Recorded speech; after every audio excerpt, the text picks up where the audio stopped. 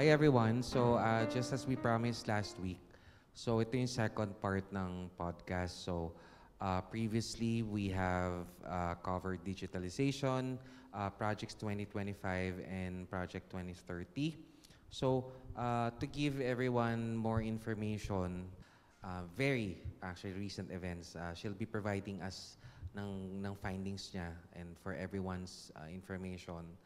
Kasi this is very timely and at the same time very relevant dun sa, I think this is going to be parang 2 or 3 eh. Kumbaga second part to, ayaw namin madaliin to cut it short, pero to the extent na we don't want it to make it any longer than 3 episodes para at least lang everyone's have a better idea of what we are talking about. Kasi dati parang ano siya eh, parang conspiracy theory lang na parang hindi mangyayari, di ba? So ano sa tingin mo yung masishare mo ngayon para at least yung sa expectations ng mga viewers natin? Okay, sa topic natin is very relevant talaga nowadays. Ngayon titignan natin kung ano ba yung nangyari specifically nung fast. Kasi at least aware tayo kung ano nangyari noon. At yung agenda nila noon is i-continue lang nila ngayon. At nakikita natin na, sabi nga ni Mel kanina, before it was a conspiracy, pero ngayon nakikita na natin na hindi na lang basta conspiracy nagiging katotohanan na. Pero bago natin pag-aralan ng malalim pa, mag-pray muna tayo. Okay, let's pray.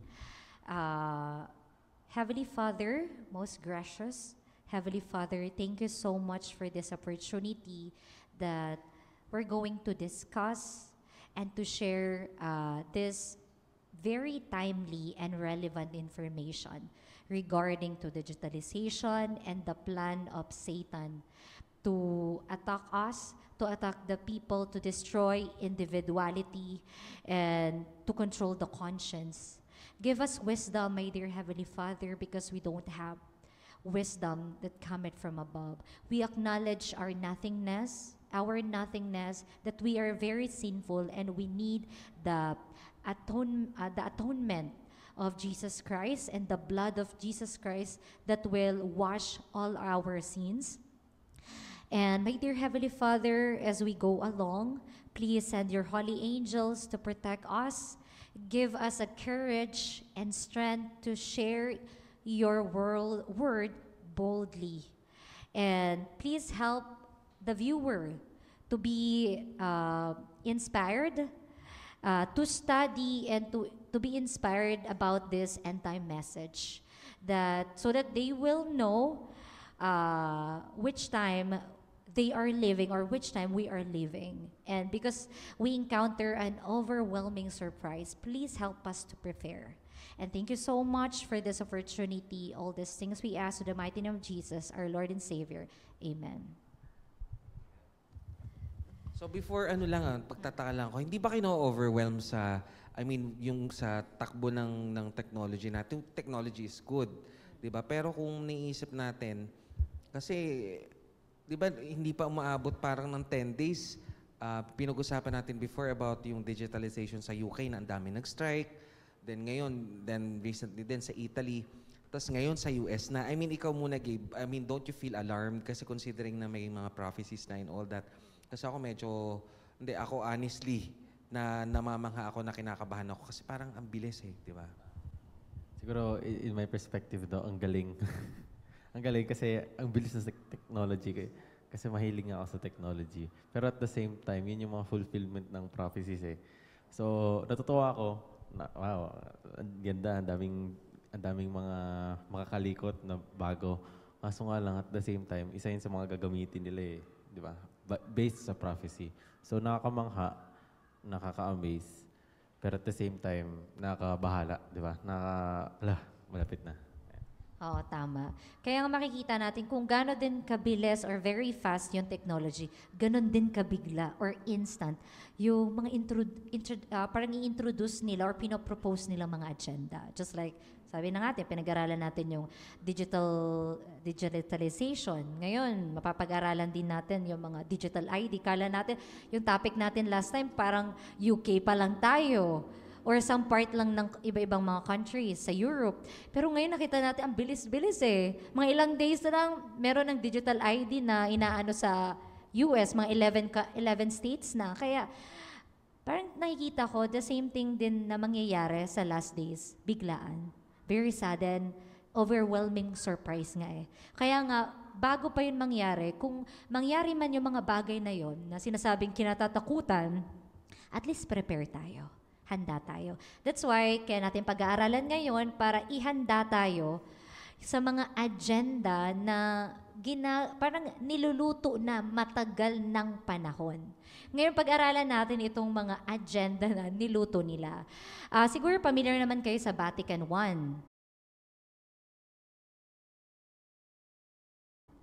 Ano po? Vatican I and meron din silang Vatican II. Last time kasi itong Vatican I, nag-start ito kung sa mga audience natin na hindi nakakaalam. Vatican I refers to the First Vatican Council ng 20th Ecumenical Council of the Catholic Church which took place from 1869 to 1870. And dito pinapakita yung papal infallibility. Ibig sabihin, pag sinabing papal infallibility, ano yung idea nyo dito? Siguro yun yung idea na ang PayPal ay from the word infallible, no? Hindi siya ma-shake, hindi siya yung power niya ay hindi mag-shake, hindi siya magkakamali. Eh sino bang infallible? Ang Diyos lang naman eh. Which is maling-mali na ikaw na tao i-claim mo that you are infallible because it belongs to God Himself alone. And anyone na ginawa ng Diyos na i-claim mo, which is, sinasabi ng Bible na sino mang mag-claim na siya ay infallible, siya ay ang anti-Christ or anti-Christ. Kaya makikita mo, since napapansin naman yung agenda nila sa Vatican I, ngayon gumawa sila ng another council. Na kung saan di umano daw ay nagbago na daw sila. Pero kung makikita natin sa Spirit of Prophecy, Rome or Pope never change. Pinepretend lang niya nagbago na siya kasi nagbago sila ng council. Hindi naman Vatican I council, kundi Vatican II. Pero yung agenda ng Vatican I, the same pa rin. Kaya ngayon, alamin natin kung ano itong Vatican II para mas lubusan nating maunawaan yung digitalization, yung Agenda 2030, ano ba yung ngayon ginagawa, ano ba yung mga current events na related talaga dito sa agenda ng Vatican II. Pero parehas lang ba yung yung mga tao from Vatican I to Vatican II or nagkaparitan ng tao? Meron din mga tao, sabihin na natin, meron mga na-retain, sabihin na natin, kasi hindi naman talaga as in tayo, hindi natin alam kung sino talaga yung detalyadong mga nandoon. There's a possibility na may mga taong na-retain at meron ding mga bagong mga muka. But the important thing dito sa Vatican I, kung anong agenda ng Vatican I, ganon din yung agenda. Or yes, agenda ng Vatican II. Ngayon, sabi dito, kilala niyo si Pope John? 23 yata ito eh. Kasi 1010, di ba Pope John 23rd? Bago daw magkaroon ng Vatican II, the Second Vatican Council and the Charismatic Renewal on January 25, 1959, only 2 months after his election ni Pope, na na-elect siya, surprised the world by announcing the council. In-announce niya na magkakaroon daw ng bagong council, which is Vatican II. Ibig sabihin, early pa lang ng 1959, kasi ang Vatican II ay nag-start ng 1962. Yes, 1962. At ito, inintroduce or in-announce maaga pa lang, sa kasagsagan pa lang ng 1959, magkakaroon na ng Vatican II Council. And sabi dito, surprised the world by announcing the council to give the church the possibility to contribute more efficaciously to the solution of the problem of the modern age. Kasi nga, ang purpose nila dito sa Vatican II, meron syempre, gagawa ka ba ng bagong konseho or council na kung saan wala kayong didiskasan na problema. And the common problem na ini-introduce ng Vatican II, which is the Roman Catholic, is yung pinaka-common problem is poverty. Poverty. And mapapansin mo, sa lahat ng state or country na ang dominated na religion is Roman Catholic, parang very rampant dun yung poverty. Halos lahat ng state or country na ang namamayagpag na religion is Roman Catholic, laging nandoon yung poverty. Kaya laging nire-raise ng Roman Catholic, lagi nilang nire-raise or ina-address yung issue sa problem ng poverty. Kasi dito sa Vatican II, one of their agenda is, ito na nga sinasabi nating social teaching nila o social issue na may kinalaman sa poverty. And later on, we will discuss it. Kaya makakapunta tayo sa digitalization and the rise of technology. Ano ngayon yung relevance ng Vatican II? Ano yung para maisulong yung agenda nila sa panahon natin ngayon? Kaya nga, kung kilala nyo lang po yung Superior General, si Antonio, I forgot yung full name, basta Antonio, sabi niya, nang buhay pa si Pope Francis, yung agenda or paniniwala ni Pope Francis is nagsimula pa or rooted ng Vatican II. And continue ko lang, to give the Church the possibility to contribute more efficaciously to the solution of the problem of the modern age. Sa panahon nila. Ngayon, sa panahon natin, because we are talaga very, very modern, nasa 21st century na tayo, ang pinaka-major din na problem, yung problem nila noon, which is poverty, problema din natin ngayon. Lalo na because of introduction of modern technology or AI robot, maraming malileo pang job. At mas, sabi nila, ito daw na AI na ito ay makakatutulong para ma-reduce yung poverty. And then, yung mga taong malilay off, mayroon silang plano. And later, madi-discuss natin. Babasahin ko lang muna. Guys, disclosure lang please have an open mind and an open heart with our discussions. So these are genuine facts. Walang ginawa nga dito na kahit anong imbento. I mean, based on prophecies as well, the future, kasi lahat naman tayo na naniniwala sa pangalawang pagdating ni Jesus. So, kumbaga, even in Matthews and Daniel, minention doon na talagang there will be troubled times. Right? So, itong mga details na pinapresent namin sa inyo, based on research and facts gathered, we're just simply asking everyone to have, again, kumbaga, don't take it personally. These are proven facts. Online, you can look it up, you can research. For your peace of mind, hindi namin to pinipilit. We're not shoving this information right into your throats, pero at least maganda lang to be aware. I mean, the main reason why we came up with this podcast is for awareness for everyone. Kasi whether we like it or not, whether you are a believer or not, talagang dadating talaga si Jesus. And then, aside from that, atheist ka man, believer or non-believer, may Diyos pa rin. So, ayun lang. Please, go ahead. Okay, continue lang din natin. Sabi dito, the joyful echo brought about by its announcement, as well as lively interest on the part of non-Catholics. Kala ko mga Catholic lang yung masaya na magkakaroon ng Vatican Council. Even non-Christian prove it most eloquent manner than historical importance of the event has not escaped anyone, according to sa decree of convocation.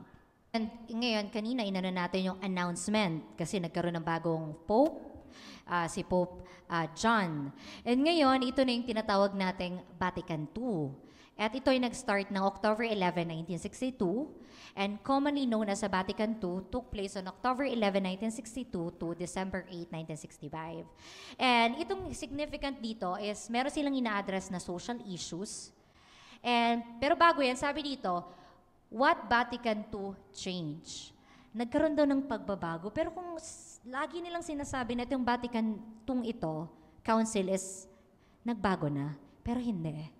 Never na magbabago. yung agenda ng Roman Catholic. At nakikita ko na ngayon. Kasi yung agenda nila ng Vatican I, ganun din sa Vatican II, at ngayon, yung mga proponent ng mga technologies natin, ini-introduce ito ngayon. Which is, dito sa Vatican II, nakapaloob dito yung tinatawag na, pakibasa mo nga. So sabi dito, if one is in extreme necessity, he has the right to procure for himself what he needs out of the riches of others. Since there are so many people prostrate with hunger in the world, the Sacred Council urges all both individuals and governments, to remember the aphorism of the fathers: feed the man dying of hunger, because if you have not fed him, you have him killed. Oh, see? Makikita mo yung agenda ng Vatican II may kinalaman sa poverty. Which is, nakapaloob dito yung social teaching nila. Kasi when we say social teaching, ito ay inspired ng Rerum Novarum, which is the social teaching or social teaching ng Roman Catholic na kung saan nakabase itong Rerum Novarum doon sa tinatawag na natural law. At itong natural law ay inadapt nila galing kay Aristotle. Pero ang Rerum Novarum talaga ay inspired ng philosophy ni Saint Thomas Aquinas. Ngayon, sino ba to si Saint Thomas Aquinas? Ito na yung saint nila, na ito yung nagpa-practice ng spiritualism dun sa mga monastery. Palang Rerum Novarum, itong Vatican II, meron silang agenda is to reduce poverty, na kung saan makikita naman natin, di ba sabi nga kanina, di ba, nabasa mo Gabe, na pag hindi mo pinakain yung nagugutom, ibig sabihin parang pinatay mo na sila. Ibig sabihin, kaya nga, it is an extreme necessity. Ibig sabihin, magkaroon ka, hindi naman masamang magkaroon ng concern eh. Diba? Ano po? Pero sa kanila, ini-equip nila, kung hindi ka nagbigay, parang pumatay ka na. Kasi nagutom. And then, ngayon, since may social issues sila, ngayon itong sinasabi dito sa Rerum Novarum, inspired ng writings ni Thomas Aquinas, pakibasa nga ano. Sabi dito, Thomas Aquinas wrote, because the goods of some are due to others by the natural law, there is no sin in the poor take the goods of their neighbors. So, ibig sabihin, parang pwede nang magnakaw, no? Pwede na. Ibig sabihin, the end justify the means. Ganyan ang filosofiya ng Vatican I, which is, sabihin na natin, ayan ang filosofiya ng papacy or ng Rome. Walang masamang magnakaw kung ito naman ay makatutulong sa ikabubuti ng nakararami. O, diba? Common good. For the common good. Diba? Sige, continue. So sabi, Thomas wrote, in cases of need, all things are common property. So, ibig sabihin, kung kailangan mo, lahat ng bagay, common property na ng lahat. So that there would seem to be no sin in taking another's property, for need has made it common. Sabi ng Bible daw siya na covet Huwag kang magnasa ng hindi sa'yo. Which is sinasabi ni St. Thomas Aquinas, and then ito ay nakapaloob sa Rerum Novarum na okay na pag nakawan mo, sabi ng Diyos, huwag kang magnasa ng hindi sa'yo. Kasi hindi mo kasi pwedeng, kung sa common sense lang hindi mo pwedeng angkinin yung mga property ng hindi sa'yo kasi hindi naman talaga yan common property Lalo na kung mga tinatawag natin sa di ba? Di ba sa mag-asawa may tinatawag diyang conjugal properties, na properties na mag-asawa lang, hindi properties ng ibang mag-asawa, kundi between lang sa mag-asawa yan. Pero dito, kung kinakailangan, pwede kang magnakaw. Or paniniwala ni St. Thomas Aquinas na niyakap or nakapaloob din dito sa Rerum Novarum ni Pope Leo VIII. At inspired ito ng Vatican II. Kasi meron silang social issues. Ngayon makikita natin, hindi na pala kasalanan ang magnakaw ngayon. Tsaka iba, aside from that, kasi kanina yung sinabi mo na nagulat ako, pag hindi mo pinakain yung tao, you might as well parang pinatay mo na siya. Mm-hmm. Questionable kasi dun yung sa akin, yung tao na yun, kung tamad ba, o nagugutom siya, physically disabled ba siya, maraming ganun Kasi kung ang sasabihin natin dito, is pagiging tamad. Naalagay sa 2 Thessalonians 3:10. If anyone is not willing to work, let him not eat. Tama. wag pagtamad, wag pakainin. Yun yung nakalagay dito eh. Kaya sa akin, siguro, yan, halimbawa, kung poor talaga siya, kung impoverished, walang means to earn a living, may disability, siguro pwede. Pero hindi kasi pwedeng i-apply yan. Ayun, nagugutom ako, pakainin mo. O hindi, it doesn't work that way. Tapos yung sinasabi mo pa na the end justify the means. Hindi ko alam kung nakita nyo sa Facebook parang last week lang yon. Yung teenager, dala niya yung motor. Ngayon, na-hold siya ng enforcer. Ngayon, lumuhod siya, nagmakaawa siya kasi wala siyang driver's license. Wala din siya mapakitang ORCR. So, ang ending nun, matotol yung motor. Then, hindi makukuha. So, nagmakaawa siya, ganyan-ganyan and all that. Pinakawalan siya ng police. Tapos parang binigyan pa yata ng cash and all that. Sabihin natin maganda yung gesture. Pero kasi, kung ang tao lahat is idadahilan, ganon, all the time, nasasabihin, it's for the greater good.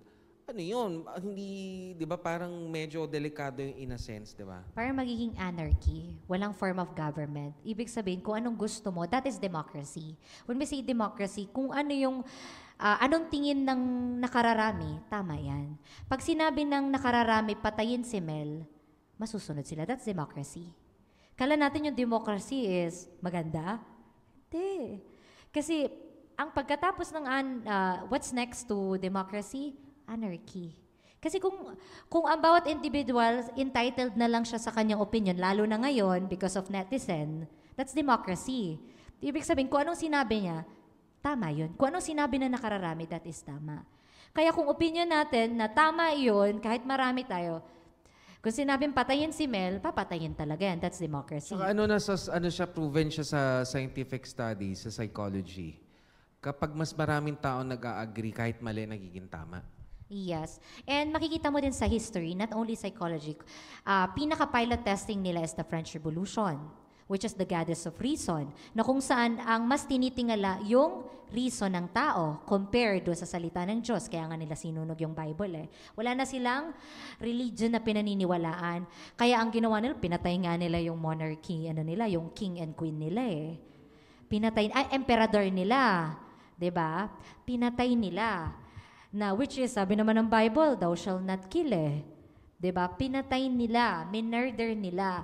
At nagmamarcha sila kung sino mga mga Kristiyano dyan, kahit mga Kristiyano, wala na silang sinasanto. Kung sino gustong patayin nila, papatayin nila. Kaya makikita mo na yung lawlessness. At makikita rin natin, lawlessness. Wala dito eh. Tapos wala pang clause. Wala nga sinasabi na di ba? Para dun sa mga tao talagang nangangailangan, hikahos. Which is nakikita mo, ito ay niyayakap ng lahat ng government agency sa buong mundo. Pinapakain, tinuturuan, ine-educate tayo since Vatican I, Vatican II ng Roman Catholic under the papal regime na tayo ay maging tamad. Since lahat naman ay common property, let's redistribute everyone's property equally since it is common good.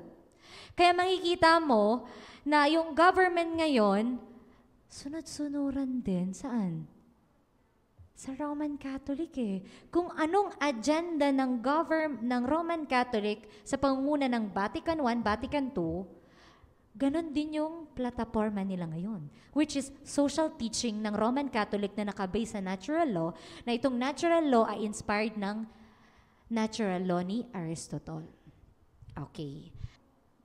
Tapos, makikita mo, sino na ngayon na nagde-define? What is the definition of sin? Transgression of the law. Sabi sa Bible, transgression of the law. Pero dito, anong definition nila? Is it biblical? Ano daw ang kasalanan daw kanina, di ba nabasa natin kanina, pag hindi mo lang pinakain yung mga nagugutom, paano kung tamad siya? Parang pinatay mo na siya. Ibig sabihin, that's how they interpret kung ano yung klaseng kasalanan na nakomit mo. Kilala niyo naman siguro si Yuval Noah Harari. Isang scientist, isang a renowned author, and very famous figure when it comes sa scientific, sa mga science. Paborito itong author din ni Barack Obama. Gustong-gusto ito ni Mark Zuckerberg. Advisor ni Klaus Schwab ng Economic Forum. Tingnan mo, kilalang kilala. Yes, and sabi ni Yuval Harari dito 10 years ago pa to, mga 2015, before pandemic. Sabi niya dito, why humans run the world. At ito ay ipinalabas sa TED. Very trustworthy na reliable sources ito ng information na nagdi-discuss. Tapos dito, merong interview sa kanya. Ngayon, pakinggan natin. Of a new massive class of useless people as computers become. Dito tinatanong, why do we need human for? Bakit panahon natin kailangan ng tao? Ngayon, sabi dito, we see the creation of a new massive class of useless people as computers become better and better in more and more fields. There is a distinct possibility that computers will outperform us in most tasks and will make humans redundant. And then the big political and economic question of the 21st century will be, what do we need humans for? Or at least, what do we need so many humans for? Do you have an answer in the book? At present, the best guess we have is keep them happy with drugs and computer games. But this doesn't sound like a very appealing future. Okay, so anong sabi ni Yuval Noah Harari dito sa short clips na ito? Anong basa sa napakinggan nyo? Siguro tinatanong niya, why do we need humans for no? Kasi redundant na nga daw eh. Kung iti-take over siya ng AI, ng computer na nangyayari na sa atin ngayon, bakit pa kailangan ng humans, no? Kumbaga, parang basura na lang. Kasi hindi na kailangan eh. Tama. Diba? Sayang sa space. Kumbaga sabihin natin, yung isang AI parang katumbas ng 5-10 na tao. Kaya mas bet na lang, tapos less pa yung cost of, ano ba yan? Sa ano nila? Salary. Or yung mga production pa. Mas better pa. Tsaka walang nagli-leave kasi, di ba, pag parents may maternity leave, Yes. pag tatay paternity leave, etong mga AIs, they are not governed by emotion. So when it comes to making any judgment, accurate talaga sila kasi ang tao kasi, naapektuhan tayo whether we like it or not. May indirect effect yung behavior natin based sa decision making natin tsaka Ngayon, emotions. parang nare-realize ko, anong relevance ng Vatican II dito sa AI technology ngayon? Makikita natin na kung saan later on, mamaya, makikita natin may relevance ba? Anong agenda ngayon ang tinatawid ng AI robot, artificial intelligence? Ano bang epekto anong agenda yung nais nilang isulong para makita natin na yung ideology or paniniwala or agenda ng Vatican II is makikita natin sa panahon ng 21st century. At makikita rin natin, sinabi niya, di ba, hindi na nga natin kailangan ng tao. Kaya nga, ano daw ang dapat gawin na lang sa tao? Mag-video games na lang. Mag-drugs. Oh, ayan guys. Ipopost ko yung video link para makita nyo. Oo. So talagang nakakagulat na kumbaga, before kasi tayo, yung mga tao, indispensable Very high valued ang human beings. Ngayon, since the inception of AIs, then na-integrate na siya sa society natin, sa daily work, naging disposable na yung, alam mo yon, parang mas valued pa yung animals kesa sa tao no? Ngayon, gusto ko din ito panoorin din natin. Ito pang isa. This is the end of human history, the end of human-dominated history. History will continue with somebody else in control. In 5 years, there'll be a technology that can make decisions independently and that can create new ideas independently. Maybe they'll be nice. Maybe they'll solve cancer and climate change, but we are not sure. I'm tending to think of it more in terms of really an alien invasion, an alien fleet of spaceships coming from planet Zircon or whatever, with highly intelligent beings. This is what we are facing, except that the aliens are not coming in spaceships from planet Zircon, they're coming from the laboratory. If the humans are divided among themselves and are in an arms race, then it becomes almost impossible to contain this alien intelligence. AI, alien intelligence. Oh, apparently, I don't think it's a coincidence. Ibig sabihin, sabi niya, hindi mo na kailangan sa somewhere in, anong sabi niya, planeta na manggagaling pa din yung mga Zircon, na planet Zircon, pupunta pa daw dito sa atin para lang pumunta sila dito yung mga AI alien na to. Punta ka na lang sa laboratory, sabi niya, mga lab, na kung saan ginagawa yung mga AI. Makikita, parang naalala ko yung sinabi ni Ellen White, yung mga hidden deities manifesting sa cities. It could be itong mga AI robots. Siyempre, kala mo para kasing may emotions, kala mo may emotions sila, nakikipag-usap din sila sa tao. Kahit ngayon boses ng mga taong namatay na, nako-clone nila. 'Di ba? Tapos makikita mo, biglang magpa-pop up na lang, magsasalita or magpapakita yung picture ng mga kapamilya mo or family members mo na namatay na. Kala mo silang-silang sila, pero hindi naman pala. Using technology. Ngayon, ano ba yung sinabi mo kanina? Sabi, grabe? Ano yan? No. Hindi yung sa AI, yung kanina yung sinabi mo na parang, hindi ko alam kung intentional ba yan Kasi or hindi coincidence. magsasalita si Yuval Noah Harari out of intentional He's been in the business for a very long time eh. Yan yung mga nagfa-follow sa kanya, yung mga believe sa kanya ng mga tao, yung mga prominent sa society, hindi lang yung mga chippy-chippy dyan. Sila, sila Mark Founder Zuckerberg ng na eh. Facebook. Oo. Yung previous president ng US. So, hindi naman magfa-fan yung mga yun na kagaya ng mga Pinoy standards na lumabas sa kanal, binigyan na 80,000 pesos, believe na, I mean, nasa ganun asa tayo na mga Pilipino eh. So, I'm sorry, talagang naano talaga ako dyan na bigla, hindi ko lang expected. Diba? Alien intelligence. Diba? Makikita mo ngayon, diba sabi niya, ma-outperform na daw yung mga tao. Ngayon, meron akong gustong na makukonect natin yung digitalization din. Siguro, naano ko to ng Friday. At I think, nangyari ito ng Thursday, possible.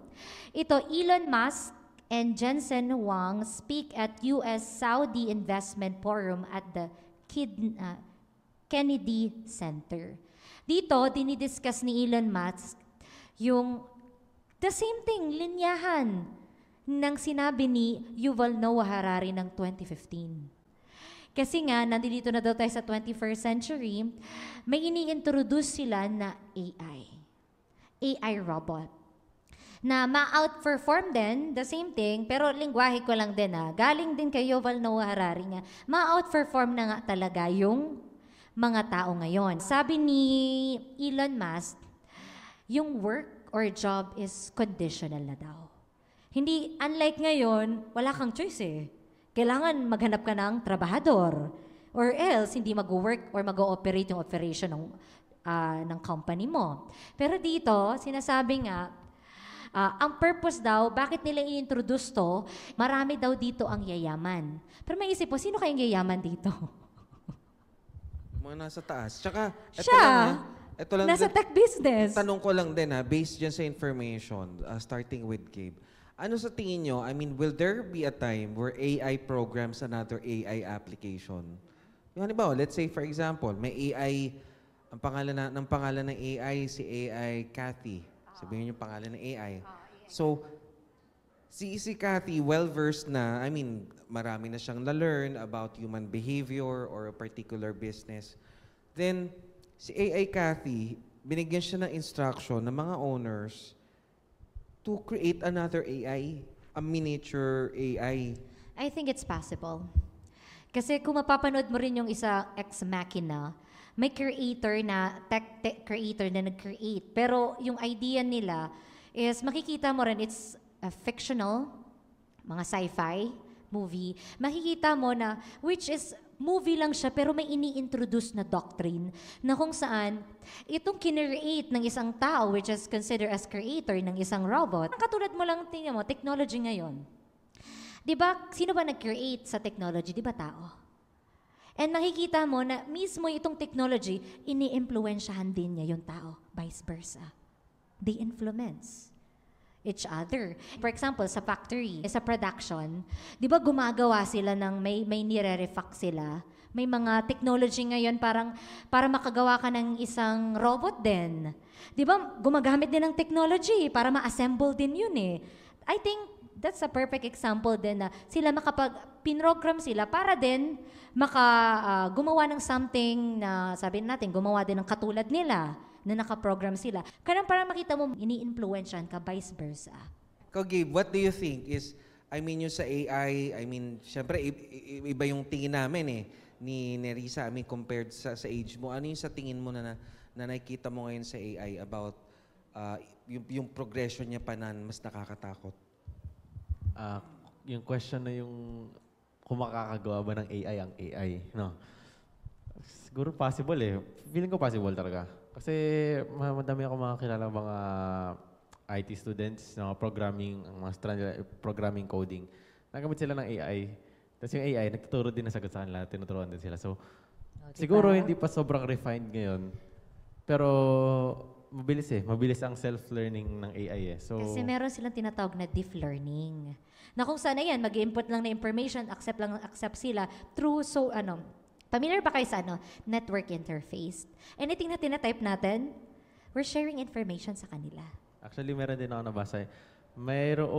Kapag nagtanong ka sa AI na mag-generate siya ng image, uso na yan generate ng image. Kapag nagtanong ka sa AI, mag-generate siya ng image, di ko alam kung hanggang ngayon, pero pag nagpa-generate ka ng image ng orasan, isang oras lang yung parang 10 something or 10, 11. Mga ganun, or mga 10:02, 10:10, 10:05, mga ganun ang niya. Kasi galing siya sa Google, galing siya sa mga database na yung mga orasan doon, ang dinidisplay na time ay 10:10 or 10:05. See, nakabase lang sa database.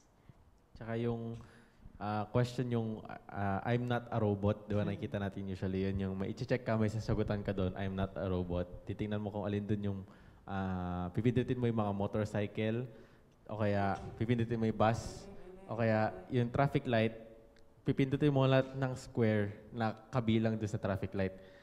Isa din daw yun sa ginagamit nila for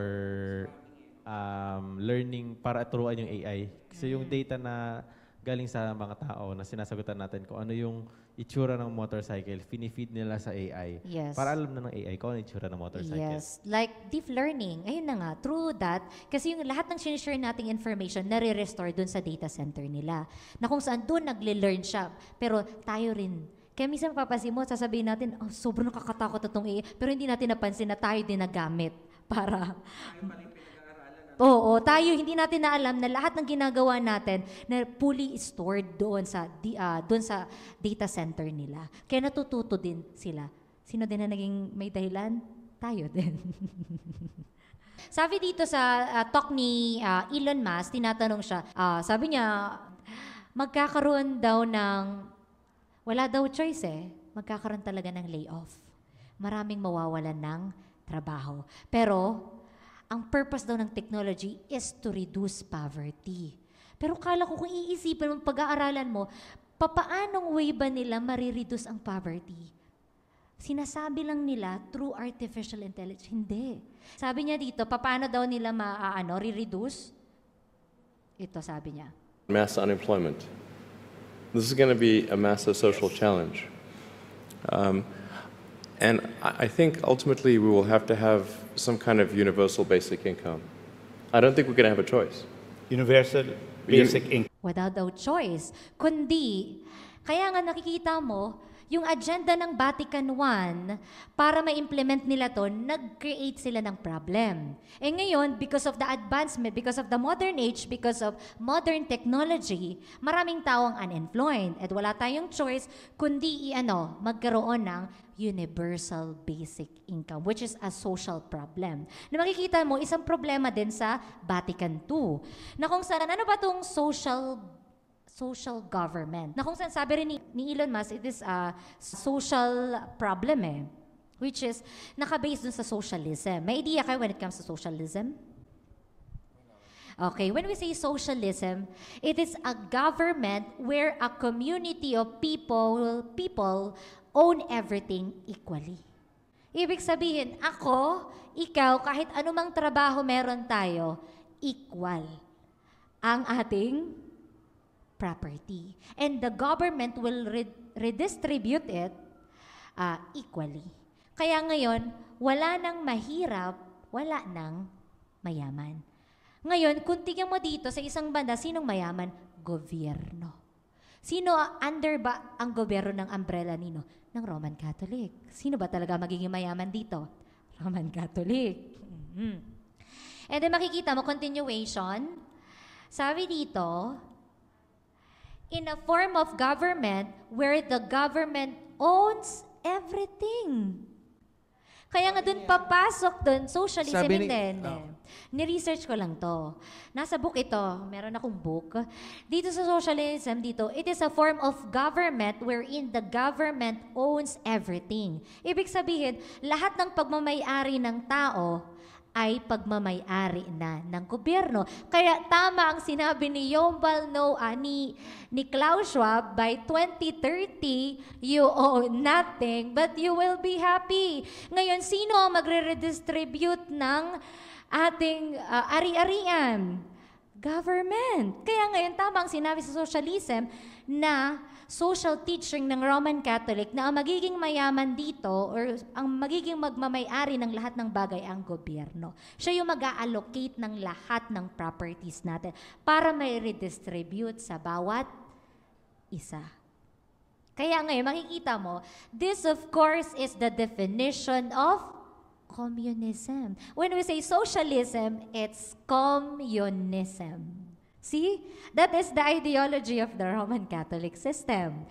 Makikita mo, ayan ang hindi man direktang sinasabi ni Elon Musk, pero ganun na ang kanyang nais i-point. Magkaroon na tayo ng universal basic income. At sino magpapatupad siya ba? Hindi. Gobyerno. Because of the modernization of technology. Para ma-reduce daw ang poverty. Kasi wala tayong choice, marami malilay-off. Kaya, ang mamumblema dyan, ang gobyerno. Kaya ang gobyerno ang gagawa ng paraan kung papaano niya may re-redistribute ito. Di ba? Baka may idea kayo. Baka gusto niyo pa mag-share. Kasi ang super country talaga sa buong mundo is US . Yes, US. So guys, sa mga viewers namin, we'll let you decide.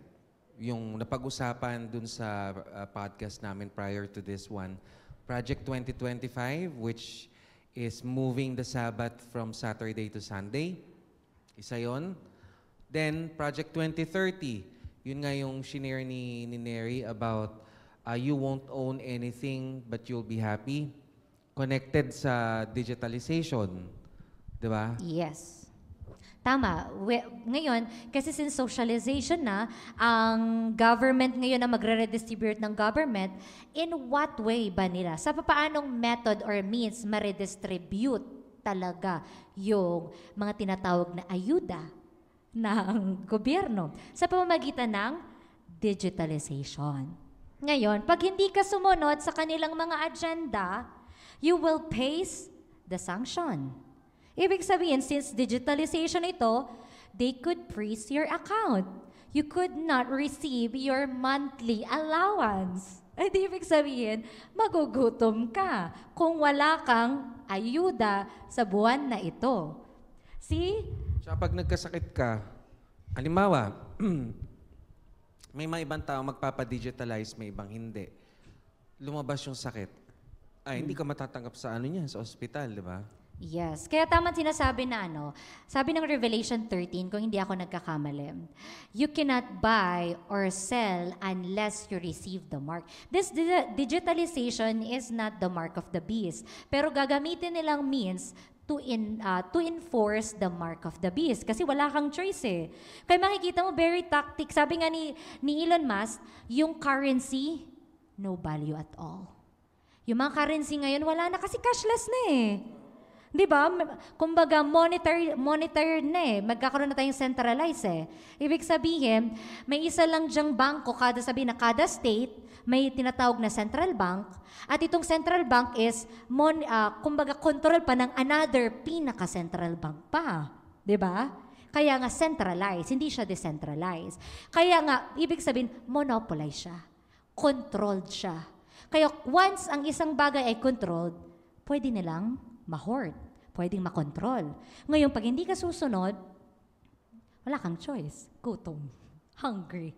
O di ngayon, kung babalikan mo rin, ibig sabihin, kung ibabalik mo rin din dun sa panahon ng Rerum Novarum, ng Vatican, na sinasabi din nila, Rerum Novarum na inspired ng encyclica, ay itong encyclical ng Rerum Novarum ay inspired ng filosofiya na St. Thomas Aquinas. Sabihin na natin, sa Vatican II din, inspired din, na pag hindi mo pinakain yung tao, mamamatay siya.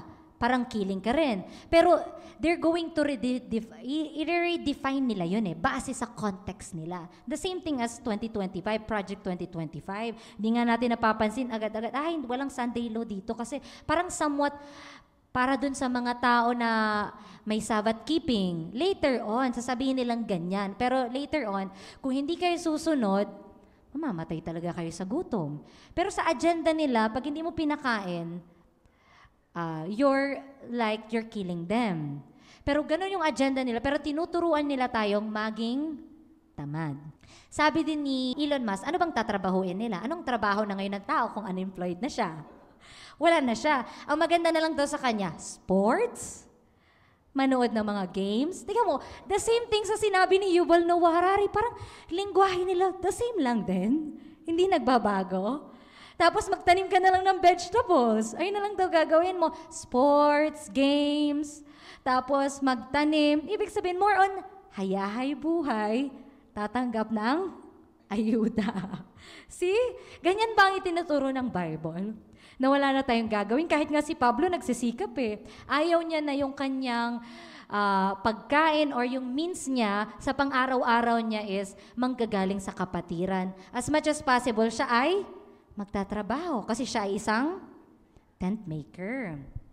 Kaya makikita mo dito, parang ng Rerum Novarum, Vatican II, sinabi ni Yuval Noah Harari. Tapos napanood natin, latest ngayon because of the modernization of technology, paulit-ulit lang, redundant lang yung sinasabi nila. Pareho lang, nag-iiba-iba lang ng konti na mga lingwahe. Pero the same ideology, the same context, papunta sa universal basic income, papunta sa redistribution of wealth.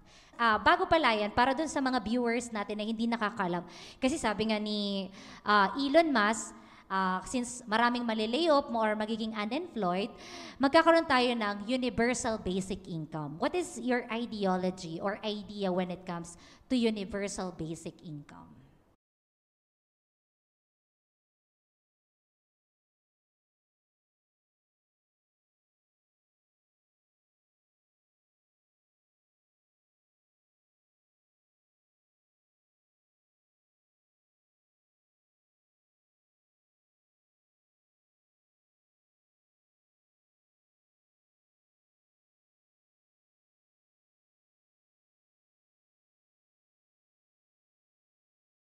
Walang pinaprioritize, basta senior citizen ka, pareho kayo, tag 500, tag 1,000. Walang walang mahirap dyan, walang mayaman. Ngayon, in addition, universal basic income is a social welfare for the common good. A system where every citizen receive a regular, unconditional cash. Walang condition. Payment from the government.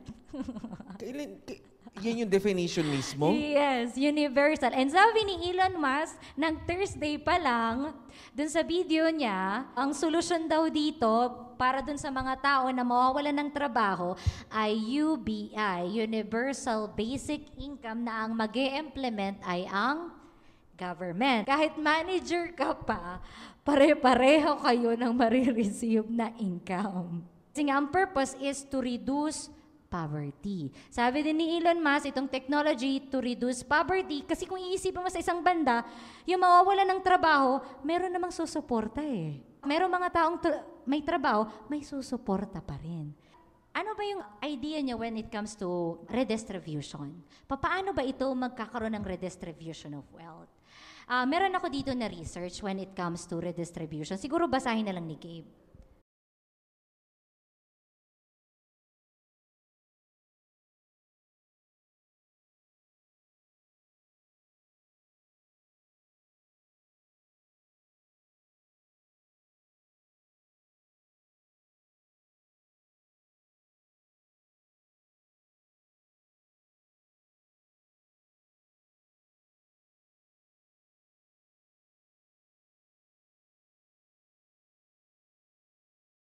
Ibig sabihin, when we say, paano ba may implement ang universal basic income? Through redistribution of wealth. Paano ba ito magagawa ng government na ma-redistribute ang wealth? Ang gagawin nila is taxation. Di ba may tax tayo ngayon? Yung mga nagtatrabaho, may tax yan. It's a form of redistribution of wealth. Ngayon, sino nagbe-benefit? Di ba yung mga mahihirap? Mas nagbe-benefit ba yung nagtatax o yung hindi nagtatax? Lalo na yung mga indigent. Sino mga libre sa ospital? Yung mga nagtatax o yung hindi nagtatax? Hindi nagtatax. Lalo na kung purpose, indigent ka or purpose holder ka pa, di ba? Tama ba, Gabe? Welfare, public service, land reform. O ano ba itong mga land reform na ito? Di ba ginagawa ng gobyerno, kinoconfiscate yung mga lupa mo? Pag nagustuhan lang nila, kukuhain eh. That is a form of redistribution of wealth. Ano pa? Monetary policy. Di ba marami mga monetary policy na ginagawa. And then, confiscation. Ayun na nga, kinonfiscate na kayo mga properties. Kahit sabihin na natin na kahit nga ngayon sa flood control lahat makikita mo, kinoconfiscate lahat Tama ba? Lahat ba doon ng mga pagmamayari ng mga nangungurap, lahat ba yun sa flood control? Lahat kinoconfiscate nila Against yun sa human rights, sa Bill of Rights. Hindi mo rin yun pwedeng i-confiscate because that is the individual. Kasi wala ka namang katibayan, lalo na kung wala kang katibayan na galing yan sa sa kaban ng bayan, pero ikaw confiscate Divorce or tort law. Ibig sabihin, whether we like it or not, naging parte tayo ng redistribution of wealth. In one way or the other. Tama ba? Hindi lang natin, kasi redistribution parang ang ganda ng term, di ba? Sige, Gabe. Naisip ko lang, kapag mas mataas yung income mo, mas mataas din yung tax sa'yo. Di ba? Mas ang laki ng contribution mo. Less pa ang benefit. So, kumbaga medyo pumapantay siya onte kasi mataas nga ang tax. See? Tapos sino mga nagbe-benefits? Yung mga indigent or yung mga may hirap. Kaya makikita mo yung equality. Sasabihin nila, kailangan magkaroon ng equality. Nasa yung justice doon? Nasa equality doon? Parang tingin ko wala Diba? Kaya that is the definition of redistribution of wealth. Ngayon, bago dyan, dito muna tayo. Ngayon sabi niya, tungkol sa UBI or redistribution of wealth. If they really said that the way to fix America's problems is a total redistribution of all income, if they said, we're going to vote on this, and the majority of people don't make much money, but the small percentage of people have most of the money. So what we're going to do is we're going to evenly distribute that to everyone. We're going to cure all poverty in this country.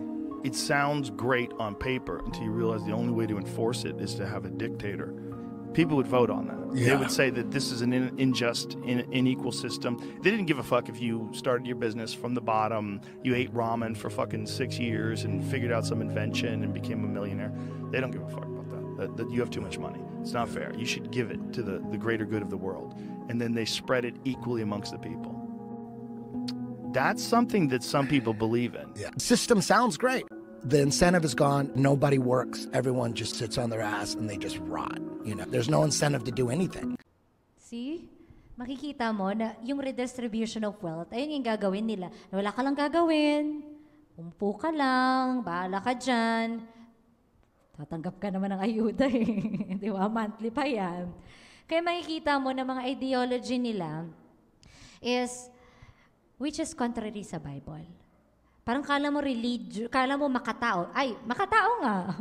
Di ba? Humanism.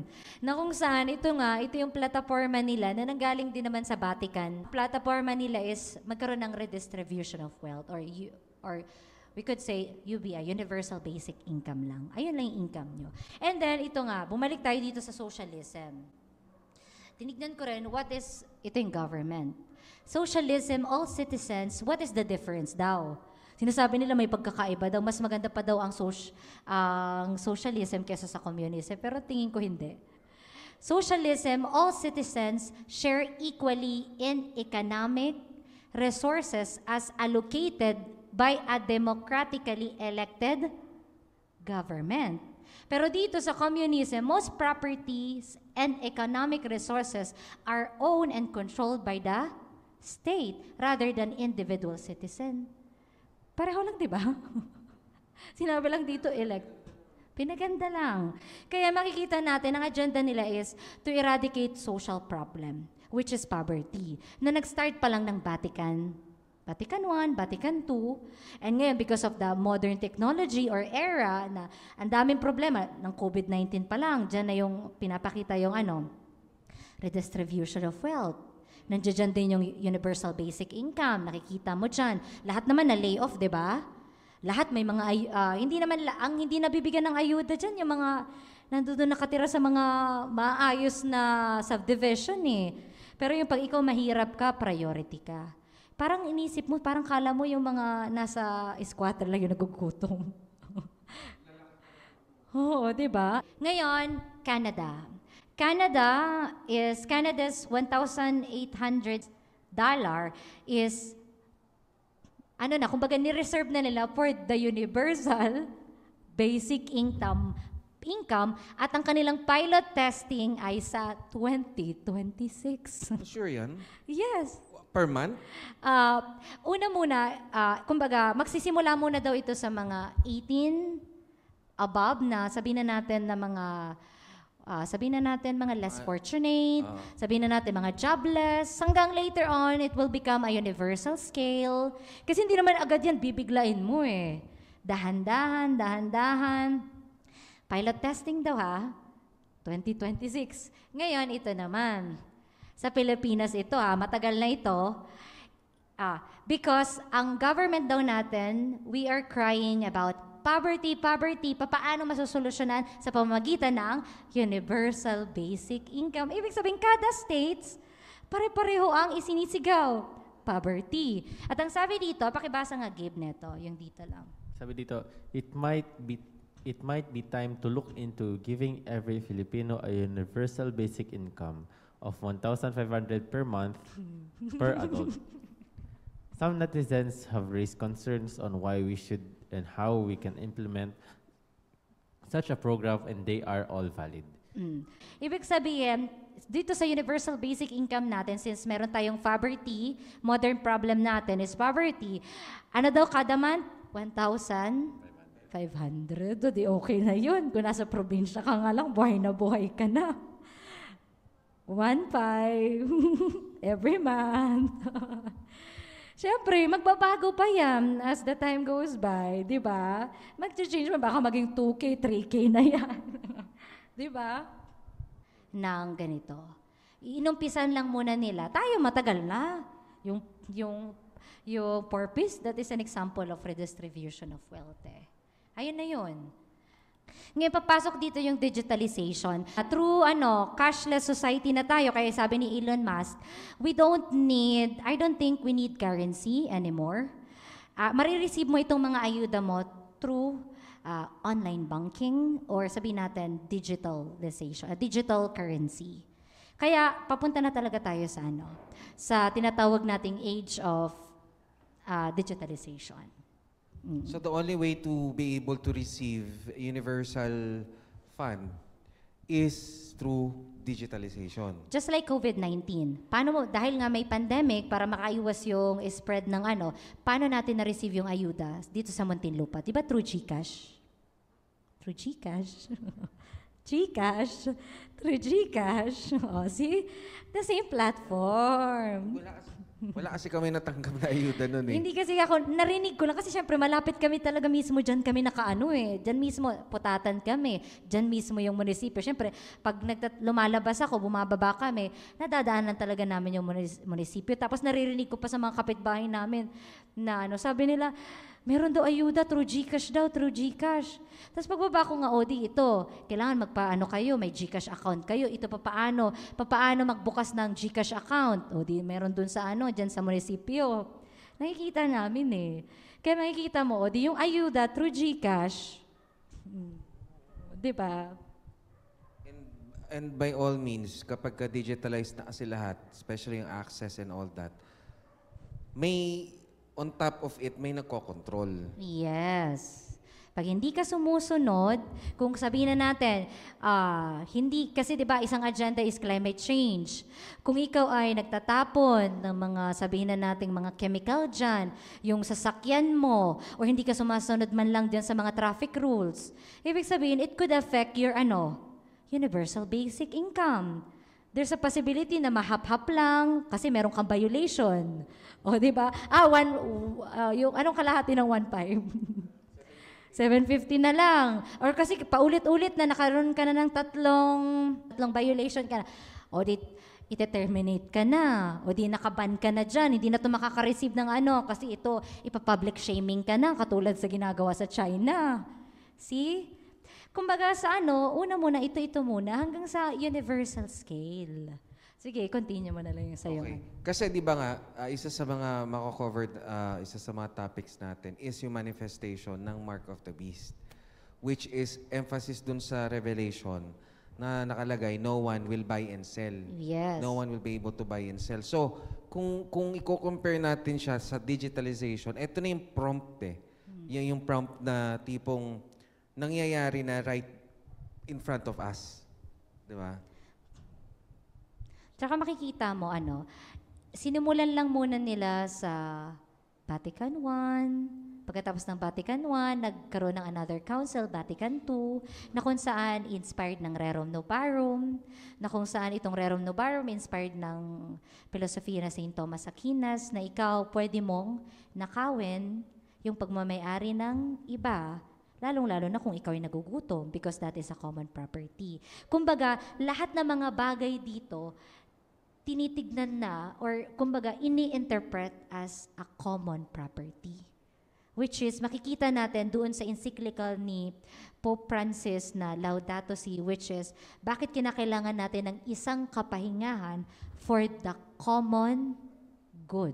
Always common good eh. The same thing sa filosofiya ni St. Thomas Aquinas na inspired din ng natural law, which is, alam mo naman, very stiff. That is the social teaching ng Roman Catholic.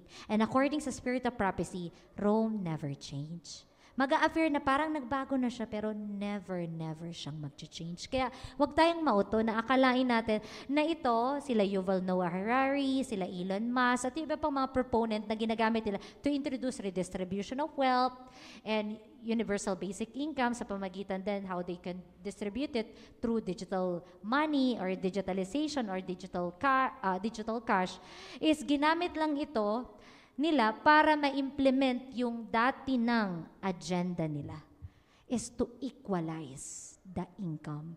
Para sino maging mayaman?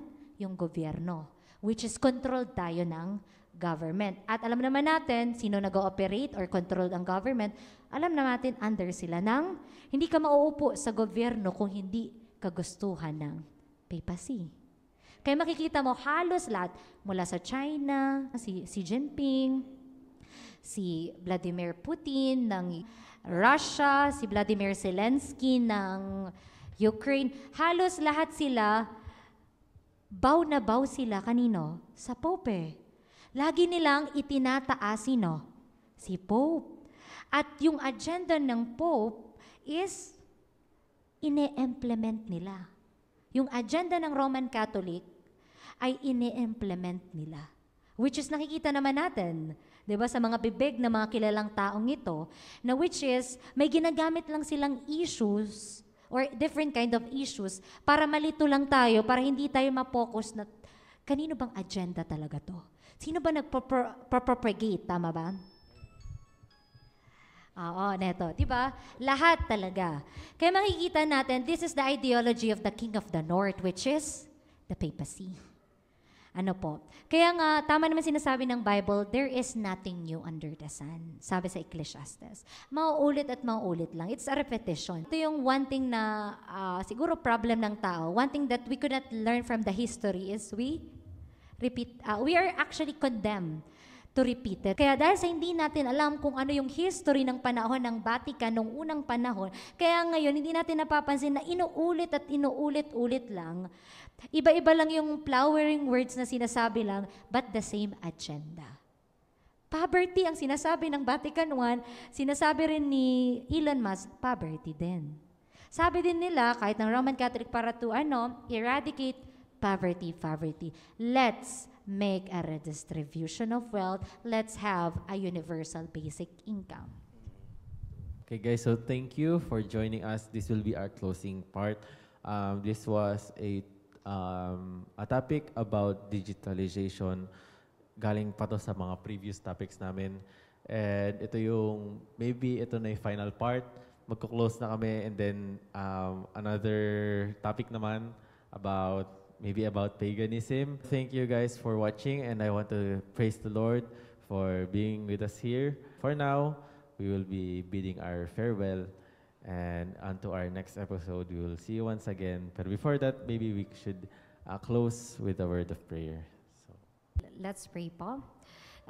Most gracious Heavenly Father, thank you so much for this opportunity that we had a very, very wonderful discussion.